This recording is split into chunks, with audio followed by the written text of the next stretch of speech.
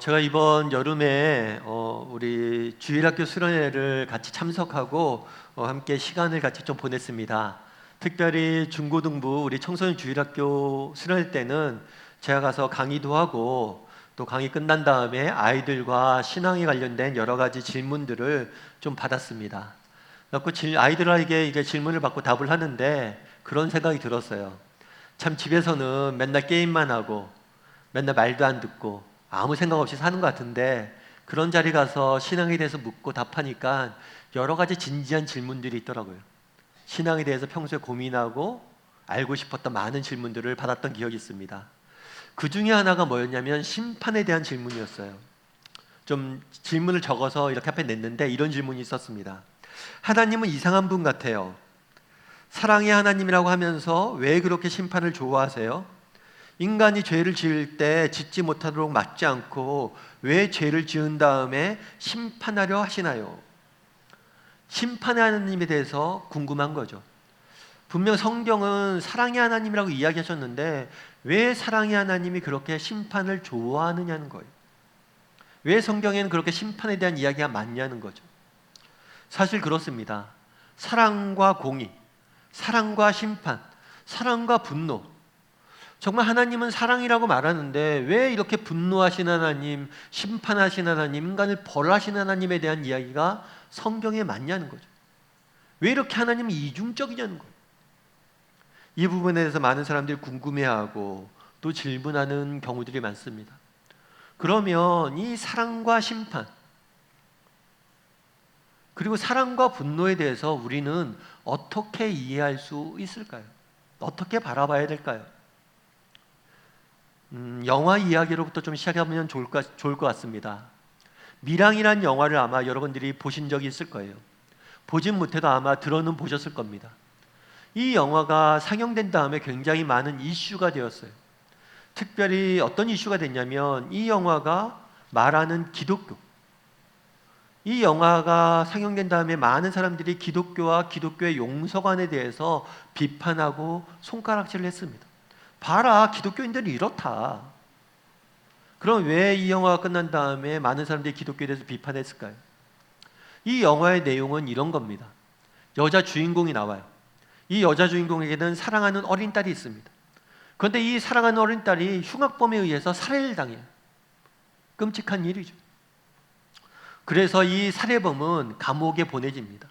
종신형을 받고 감옥에서 평생을 감옥 생활을 해야 돼요.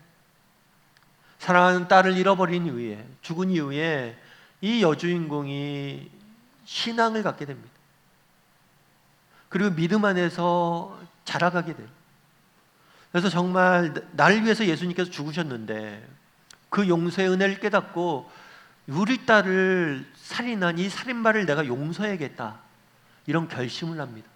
그래서 어렵게 결심을 하고 이 살인마를 이 살인마를 면회를 가게 돼요. 사실 이게 쉬운 일이 아니죠. 내 사랑하는 딸을 죽인 사람을 면회한다는 건 쉬운 일이 아니에요. 특별히 저주하기 위해서 가는 게 아니라 용서하기 위해서 가는 게 쉬운 일이 아니에요. 근데 문제는 가서 이 살인범에게 얘기합니다. 내가 당신을 용서하기로 했다고. 그런데 이 살인범이 그런 얘기를 해요. 나는 이미 하나님 앞에 용서를 받았다고. 이 살인범도 예수를 믿게 된 것 같아요. 내가 이미 하나님 앞에 용서를 받게 됐다. 나는 이미 용서를 받았다. 이 말을 듣고 여주인공은 이렇게 이야기합니다. 그럼 나는 누굴 용서하냐고. 당신이 이미 용서받았다면 난 누굴 용서하냐고. 그런 말을 하면서 이 여주인공이 충격과 분노에 휩싸여요. 이 여주인공이 받았던 충격과 분노를 많은 사람들이 공감을 했습니다. 기독교인들의 문제는 이거다. 정말 사람을 죽여놓고 하나님 앞에 용서받았다고 떳떳하게 다니는 게 기독교인들이다. 저 뻔뻔한 사람들을 봐라. 그러면서 많은 기독교인들에 대한 비판과 많은 사람들이 공감을 가졌던 거예요. 그러면 우리는 어떻게 봐야, 용서에 대해서 어떻게 봐야 되냐는 거예요. 첫 번째로 우리가 기억해야 될 건 뭐냐면 기독교가 말하는 죄는 이중적이라는 거예요. 이중적. 우리 시편 33편 6절 말씀 같이 한번 읽어봤으면 좋겠습니다. 같이 읽겠습니다. 여호와의 말씀으로 지음이 되었으며 그 만상을 그의 입기운으로 이루었도다. 시편 기자는 뭐라고 이야기하냐면 이 세상 모든 것, 만상, 이 세상의 모든 것은 하나님께서 창조하셨다.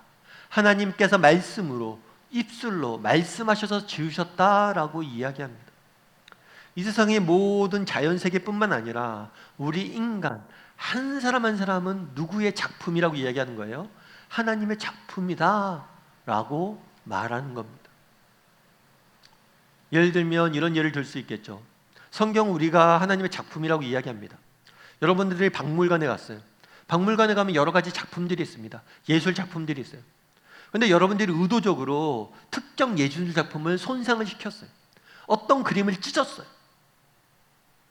그러면 내가 그 그림을 찢었다는 건 무엇을 의미합니까? 이 그림을 찢었다는 것은 두 가지 측면에 잘못한 거예요.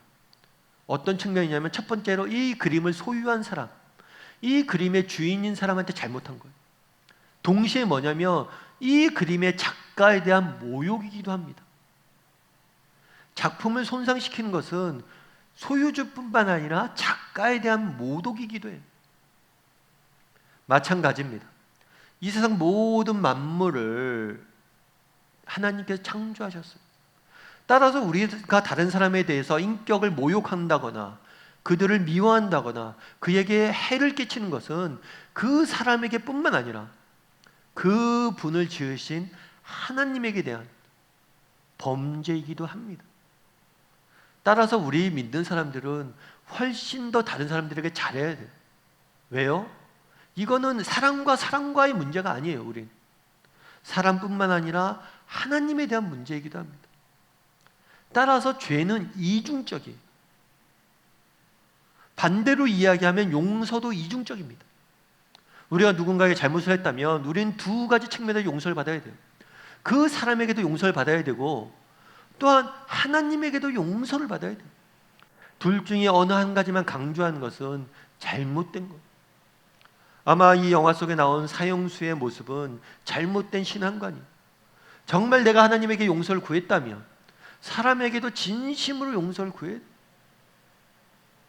죄는 이중적이며 용서도 이중적입니다.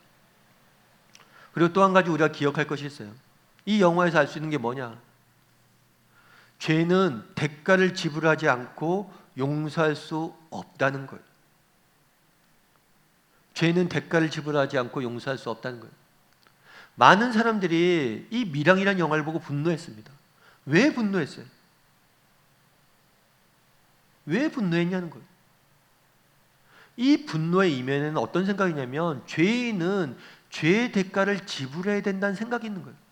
죄인은 죄를 지었으면 용서를 구해야 된다는, 용서를 구하고 죄의 대가를 지불해야 된다는 의식이 자리 잡고 있는 거예요. 하나님이라고 하더라도 함부로 누군가를 용서해주면 안 된다는 생각이 인간의 의식에 잡혀져 있는 거예요. 하나님이 뭔데 용서하냐는 거예요. 여기 정말 피해를 입은 여성은 따로 있는데 왜 하나님이 용서하냐는 거예요. 무슨 권리로? 하나님도 함부로 죄인을 용서하면 안 된다는 의식이 우리 인간 내면에는 사로잡고 있는 거예요. 다르게 말하면 무엇입니까? 사람들이 그런 얘기를 하죠. 하나님은 사랑의 하나님이잖아요. 그럼 인간 그냥 용서해 주면 되지. 뭐 자꾸만 심판하려고 그러세요? 그냥 용서해 주세요. 하나님은 왜 인간을 그냥 용서해 주지 않나요? 라고 질문하지만 속마음은 어떤 게 있는 거예요? 하나님이라도 함부로 누군가를 용서하면 안 된다라는 생각이 있는 거예요. 어떤 작가가 이런 말을 했습니다. 용서는 인간에게는 가장 명백한 의무이지만 하나님에게는 가장 심각한 문제이다. 왜 용서가 하나님에게 문제일까요? 하나님은 사랑이십니다. 하나님은 우리를 사랑해서 그래서 우리가 죄를 지었을 때 우리를 용서하고 싶어요. 그런데 그냥 무작정 용서하면 뭐가 되죠? 하나님이 정의롭지 않다는 것을 인정하는 거예요. 내가 불공정한 분이라는 걸 인정하는 거예요. 예를 들면 그런 거죠. 내가 고등학교 교장 선생님이에요. 내가 고등학교 교장 선생님인데 우리 아들이 우리 고등학교 입학했어요. 그럼 내가 교장 선생님이기 때문에 우리 아들에게 함부로 점수를 100점 줄 수 있나요? 우리 사회가 오늘날 공정함의 문제를 얼마나 신음하고 있습니까? 함부로 100점 주면 안 돼요. 하나님도 마찬가지예요. 우리를 사랑하세요. 하지만 인간이 죄를 범했을 때 함부로 용서해 줄 수 없는 거예요. 왜요? 하나님의 공의와 정의에 어긋나기 때문이에요. 정말 그거는 옳지 않은 일일 뿐만 아니라 그 누구도 바라지 않는 일이에요. 그럼 하나님께서 그 어려움을, 딜레마를, 이 심각한 문제를 어떻게 해결하셨습니까? 오늘 본문은 이렇게 말합니다. 우리 오늘 본문의 6절과 7절 말씀을 같이 한번 읽어보았으면 좋겠습니다. 같이 읽겠습니다. 우리가 아직 연약할 때에 기약대로 그리스도께서 경건하지 않은 자를 위하여 죽으셨도다. 의인을 위하여 죽는 자가 쉽지 않고 선인을 위하여 용감히 죽는 자가 혹 있거니와. 하나님께서 선택하신 방법은 한 가지예요. 그건 뭐냐면 그 하나밖에 없는 아들을 이 땅에 보내신 겁니다. 그리고 그 하나밖에 없는 아들이 십자가에 죽게 두셨어요. 다르게 표현하면 이 땅에 예수님께서 오셔서 우리를 대신해서 십자가를 지셨어요. 달리 얘기하면 무죄하신 예수님께서 인간을 대신해서 죄의 형벌을 받으신 거예요.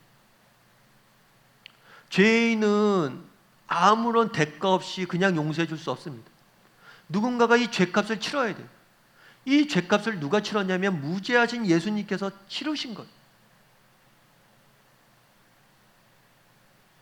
무죄하신 예수님께서 죄의 형벌을 치르시고 우리에게 자유와 용서와 구원을 주신 거예요. 정말 하나님의 딜레마, 인간을 용서하고 싶은데 어떻게 용서할 수 있을까? 무죄하신 자기 아들이 대신 죄값을 치르게 하고 우리를 풀어준 거예요. 특별히 오늘 본문에서는 이렇게 이야기해요. 강조하고 있는 게 있어요. 뭐냐면 우리가 아직 연약할 때에 기약대로, 기약이란 건 약속대로 하나님께서 우리에게 약속을 주셨어요. 무슨 약속을 주셨습니까? 내가 구원자를 보낼 것이다. 너희를 죄로부터 구원할 구원자를 보낼 것이다. 그분이 예수님이에요. 예수님이 이 땅에 오셔서 우연치 않게 그냥 죽은 게 아니에요. 하나님의 계획 아래, 약속 아래 돌아가신 거예요.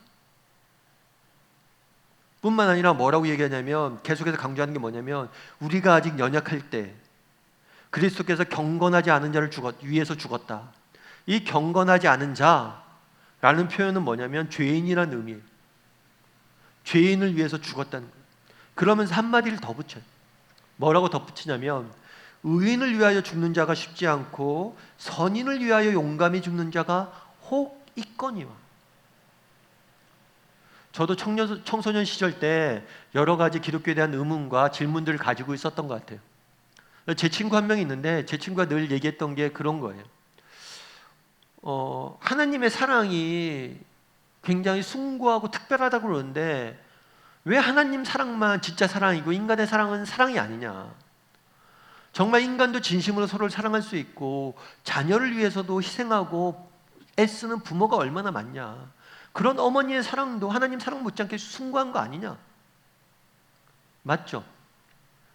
인간의 사랑도 숭고합니다. 부모님의 사랑도 숭고합니다. 그런데 문제는 뭐냐면 그 대상이 정말 사랑하는 내 아들, 사랑하는 내 딸 위해서 우리는 희생할 수 있고 헌신할 수 있습니다. 그런데 나랑 무관한 사람을 위해서 헌신할 수 있을까요? 나를 조롱하고 핍박하고 욕하는 사람들 위해서 내가 죽을 수 있을까요? 그날의 예수님은 자신을 조롱하고 핍박고 십자가에 못 박는 사람들을 위해서 죽으셨다라고 말합니다. 예전에 제가 어떤 기사를 하나 봤어요. 기사를 봤는데 어떤 기사였냐면 이 미국의 대법관에 대한 기사예요. 그런데 이 대법관의 기사인데 이 대법관이 사임을 내요. 근데 이 사임을 난 게 굉장히 큰 이슈가 됐어요. 왜 이슈가 됐냐면 이 대법관이 한 번은 어느 강도의 재판을 맡게 됩니다. 그런데 이 강도를 재판을 받는데 이 강도를 보니까 이 강도가 원래 흉악범이었는데 감옥에 가서 예수님을 믿었어요. 그래서 이 사람이 진짜로 변화된 것 같아요. 진심으로 이 사람이 변화된 것 같아요. 그래서 이 판사가 이 사람을 쭉 보다가 그런 결론을 내려요. 원래 이 사람은 10년형을 받아야 되는데 1년형으로 감형을 해서 판결을 내립니다. 이것 때문에 이슈가 됐어요. 법 도덕에, 법 상식에 어긋난 판결을 내렸다는 거예요. 이 판사도 그걸 인정을 해요. 인정을 하고 대법관에서 내려옵니다. 판사직을 벗어요. 하루아침에 불명예스럽게 회사에서 나온 거죠. 그래서 이슈가 됐어요. 1년 뒤에 이 강도가 출소를 합니다. 그래서 묻죠. 난 이해가 안 된다고. 날 알지도 못하는데 날 위해서 당신이 왜 그렇게 희생했냐고. 사실 그렇죠. 여러분 어떻습니까? 여러분 정말 모르는 사람을 위해서 여러분의 인생의 모든 것을 내려놓을 수 있습니까? 그랬을 때 판사가 그런 얘기를 해요. 예수님께서는 우리를 위해서 자기 목숨까지 내어주셨는데 제가 이 정도 희생은 희생이 아닙니다. 예수님의 사랑이 왜 위대합니까? 왜 숭고해요? 성경은 이야기합니다. 사랑하는 사람을 위해서 우리가 희생할 수 있어요. 하지만 원수를 위해서, 죄인을 위해서, 자기가 없는 우리를 위해서 예수 그리스도가 죽으셨다는 사실, 이것이 얼마나 놀라운 사랑인지 우리는 알아야 됩니다. 여러분들 아마 파리의 연인이라는 드라마를 아마 보신 기억이 있을지 모르겠어요. 이 드라마 보면 이 드라마는 간단한 내용이에요. 어떤 내용? 신데렐라 이야기죠. 재벌집 아들이 있습니다. 모든 면에서 완벽한 재벌집 아들인데 너무나 평범한 여인과 사랑에 빠진다는 이야기예요. 그런데 이 영화에서, 이 드라마에서 되게 재밌는 장면이 하나 나오는데 뭐냐면 이 재벌집 아들이 여러 친구들과 같이 어울려 있었어요. 근데 이 여자도 같이 있게 됐죠. 그래서 사람들이 묻습니다. 이 여자에게 당신 누구냐고, 둘이 어떤 사이냐고. 그런데 이 여자가 제대로 대답을 못해요. 그러자 나중에 이 남자가 나와서 이 여자한테 이야기합니다. 아니 왜 말을 못하냐고, 왜 내 애인이라고 말을 못하냐고, 왜 말 안 했냐고 막 따져요. 그랬을 때 이 여자가 그런 얘기를 해요. 내가 어떻게 이야기하냐고. 당신하고는 전혀 어울리지 않는데, 정말 당신의 사랑을 받기에 너무 내가 갖춰진 게 없는데 내가 어떻게 그 자리에서 얘기를 하냐. 참 그 장면이 되게 인상적이었어요. 우리는 이야기를 많이 들었습니다. 예수님께서 우리를 위해서 십자가에 죽으셨다. 그래서 그냥 넘어가요.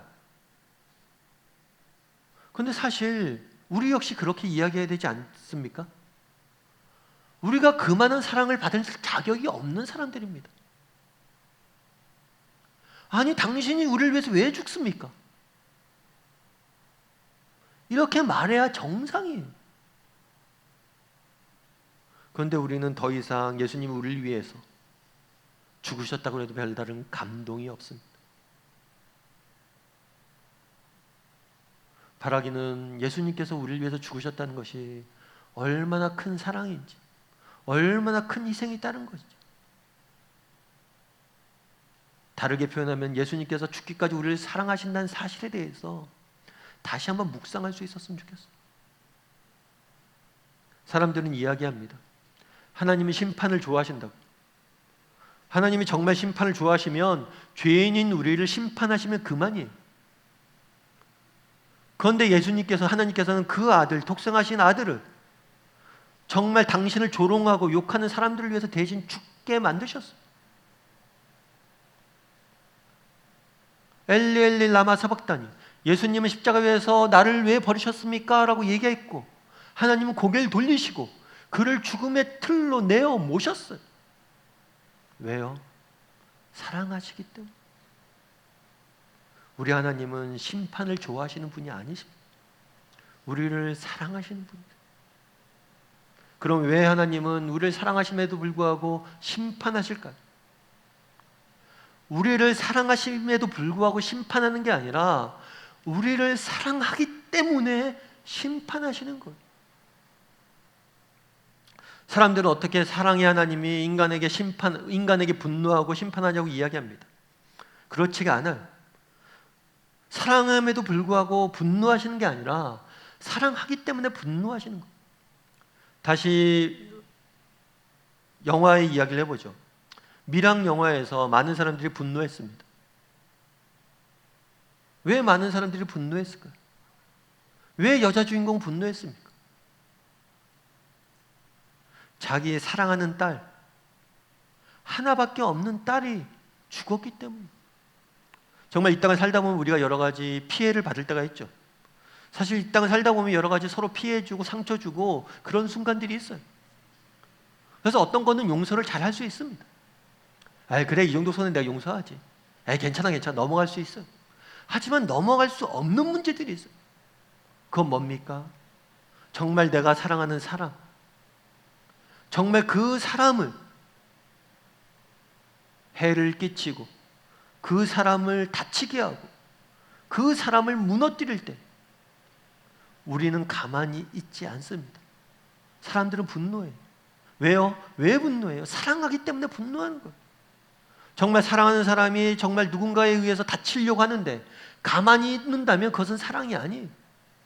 사랑은 분노하게 되어 있어요. 예수님도 마찬가지, 하나님도 마찬가지예요. 왜 하나님께서 세상을 심판하려고 합니까? 왜 죄에 대해서 심판하려고 하고 왜 이렇게 분노하십니까? 우리의 사랑하기에도 불구하고가 아니라 사랑하기 때문에 그러는 거예요. 예를 들면 그런 거죠. 의사 선생님도 가끔 수술을 할 때가 있습니다. 특별히 힘든 수술을 할 때가 있죠. 예를 들어서 위에 암이 걸립니다. 그럼 위 전체를 절개해내요. 위가 없이 산다는 게 얼마나 힘든 일인지 아십니까? 위가 없기 때문에 얼마나 고통스러운지 우리는 알아요. 그럼에도 불구하고 그 고통을 환자에게 주는 거예요. 왜 줍니까? 환자를 살리기 위해서 주는 거예요. 환자를 사랑하기 위해서 주는 거예요. 왜 하나님께서 죄에 대해서 심판하려고 하십니까? 죄가 인간과 인간 사이를 얼마나 망가뜨리는지, 얼마나 파괴하는지 알기 때문이에요. 죄와 심판으로부터, 죄와 악으로부터 우리를 지키기 위해서 분노하시고 심판하는 것. 우리도 가끔 그러죠. 저도 가끔 그럽니다. 집에서 아이들에게 화도 내고 막 그래요. 아이들이 게임만 하고 있으면 화를 내죠. 맨날 게임만 한다고. 밖에서는 목사로서 거룩한 척하지만 집에서 화를 많이 냅니다. 그런데 왜 화를 내요? 애가 미워서 화를 내는 게 아니에요. 게임이 우리에게 미칠 그 영향과 그걸로 시간을 낭비하고 있는 그게 안 좋아서 화를 내는 거예요. 사랑하지 않는다면, 내가 정말 아끼지 않는 사람 게임하고 있다면 내가 왜 화를 냅니까? 정말 사랑하기 때문에 화내는 거예요. 왜 하나님께서는 심판하려고 합니까? 정말 사랑하기 때문에, 인간을 사랑하기 때문에 죄와 악으로부터 인간을 지키기 위해서 분노하시는 거예요. 오늘 보면 8절은 이렇게 이야기하고 있습니다. 8절 말씀 같이 한번 읽어봤으면 좋겠습니다. 같이 읽겠습니다. 우리가 아직 죄인 되었을 때 그리스도께서 우리를 위하여 죽으심으로 하나님께서 우리에 대한 자기의 사랑을 확증하셨느니. 물을 수 있겠죠. 정말 하나님 우리를 사랑하십니까? 정말 우리를 사랑하셔서 분노하는 게 맞아요? 하나님의 답은 무엇입니까? 사랑한다는 거예요. 그럼 하나님의 사랑을 어떻게 할 수 있습니까? 그리스도께서 우리를 위해서 죽으셨다는 거예요. 선물이 하나 있다 과정을 해봅시다. 우린 누군가에게 선물을 줍니다. 선물을 줄 때 선물의 가치는 두 가지 측면을 살펴볼 수가 있어요. 첫 번째는 그 선물을 받는 대상이에요. 이 대상이 얼마나 선물을 받을 만한 가치가 있냐는 거죠. 젊은 사람들은 사랑하는 사람에게 선물을 합니다. 그만큼 그 여인이 내 선물을 받을 만한 가치가 있다고 생각하기 때문이죠. 또 한 가지 중요한 건 뭐냐면 선물의 가치는 선물을 받은 대상과 더불어 선물을 준비하기 위해서 흘렸을 내 희생, 선물을 위해서 투자한 투자에 따라서 가치가 결정이 돼요. 예수님께서 우리를 위해서 무엇을 주셨습니까? 자기 목숨을 내어주셨어요. 하나밖에 없는 아들을 하나님께서 내어주셨어요. 정말 사랑받을 만한 가치가 없는 죄인인, 악인인, 원수를 위해서 자신의 가장 소중한 것들을 내어주었어. 왜요? 너를 사랑하기 때문에. 왜 우리를 심판합니까? 너를 사랑하기 때문에. 정말 그 사랑하는지 내가 어떻게 압니까? 십자가를 보라는 거. 내 아들까지 내어줄 정도 널 사랑했다는 거. 하나님이 죄에 대해서 심판하시는 이유는, 성경에 그렇게 심판에 대한 이야기가 많이 나온 이유는 우리를 사랑하지 않아서가 아니라, 사랑함에도 불구하고가 아니라 사랑하기 때문에 그런 거예요.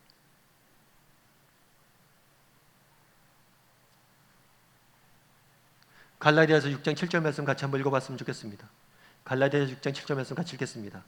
스스로 속이지 말라. 하나님은 업신여김을 받지 아니하시나니 사람이 무엇으로 심든지 그대로 거두리라. 하나님은 사랑의 하나님이십니다. 그러면서 성경은 무엇에 대해서 이야기하냐면 하나님은 정의의 하나님이시다, 공의의 하나님이시다 이야기해요. 왜 그러면 이 정의의 하나님이 중요합니까? 왜 하나님이 정의로운 분이라는 사실이 중요합니까? 하나님이 정의롭다는 사실이 중요한 이유도 우리 때문이에요. 우리 때문에 하나님은 정의로워야 돼요. 예를 들면 그런 겁니다. 여러분들 마르크스라고 아마 들어보셨을 거예요. 사회주의 이론을 창시한 사람으로서 자본론을 쓰면서 많은 유럽의 젊은이들에게 영향력을 미치고 있습니다. 그리고 지금도 미치고 있죠.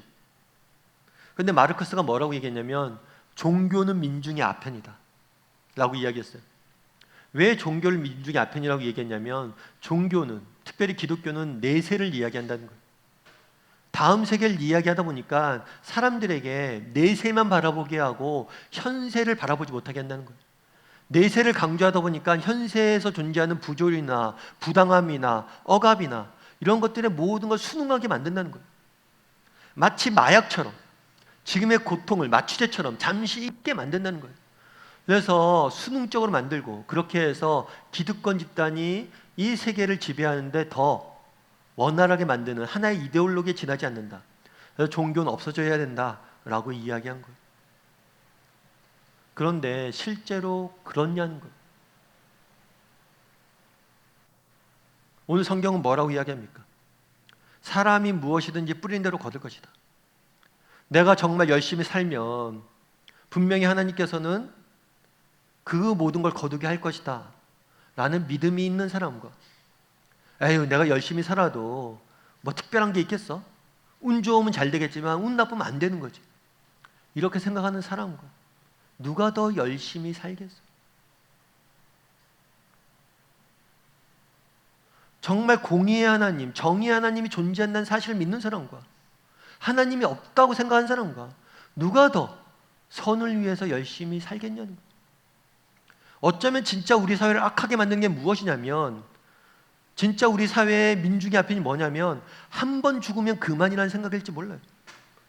이 땅의 삶이 한 번밖에 없고 한 번 죽으면 그만인데 뭐 대충 살지, 즐기고 살고 나쁜 짓도 하고 살지, 이런 생각일 수 있다는 거예요. 오히려 정말 공의의 하나님, 정의의 하나님의 존재는 우리의 삶과 우리의 사회를 훨씬 더 선하게 만든다.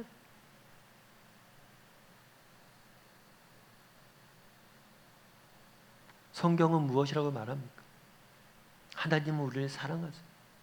사랑이 하나님입니다. 뿐만 아니라 하나님께서는 정의의 하나님.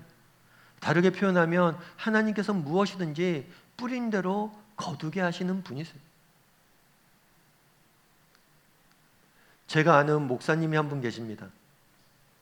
이 목사님은 미국 목회를 하셨어요. 목회를 하셨는데 목회가 뭐 대단히 큰 목회를 하신 게 아니에요.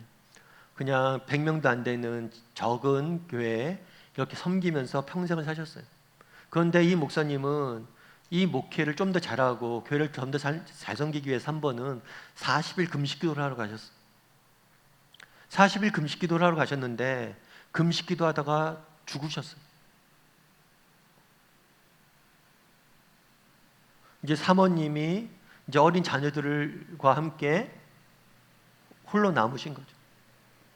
사모님 입장에서는 하나님이 얼마나 원망스러웠을까요? 정말 우리가 평생 이렇게 열심히 목회하려고 노력하고 진짜 목회를 더 잘하려고 더 하나님 잘 섬기려고 금식 기도를 했는데 금식 기도하다가 남편이 죽는 그 상황을 어떻게 이해하겠어? 그런데 이 사모님은 아들을 불러놓고 늘 그런 말씀하셨대요. 얘야, 넌 꼭 커서 목회자가 돼야 된다. 아버지가 그랬던 것처럼 목회의 길을 걸어가야 된다. 과연 여러분이라면 그렇게 이야기할 수 있겠습니까? 여러분의 남편이 정말 하나님 섬기다가 그것도 나쁜 짓 하다가 죽은 게 아니라 금식 기도하다가 죽었는데 그럼에도 불구하고 여러분의 자녀에게 목회의 길 가라고 얘기할 수 있겠습니까? 그 아들도 결국에 목회의 길을 걸었어요. 그 아들이 우리가 잘 알고 있는 이찬수 목사님이십니다.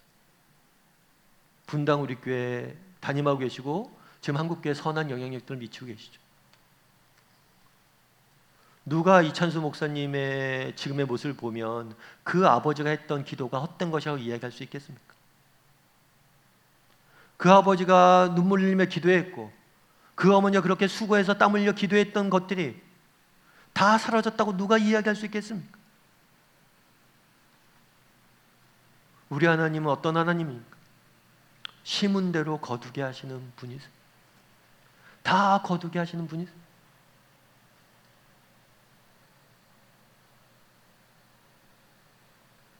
바라기는 우리 다음의 식구들이 정말 이 심은 대로 거두게 하신, 정말 우리를 사랑하시면서 정말 모든 것을 심은 대로 거두게 하시는 공의의 하나님을 바라봤으면 좋겠습니다. 그래서 날마다 우리가 받은 사랑이 얼마나 큰지 기억하고 또 모든 것을 거두게 하시는 하나님을 바라봄으로 믿음으로 기도하고 자녀들 위해서 기도하고 가정을 위해서 수고하고 정말 직장에서 땀 흘려 수고할 줄 아는, 당장 눈앞에 열매가 없어도 뿌릴 줄 아는 저와 여러분이 되기를 주님의 이름으로 소원합니다.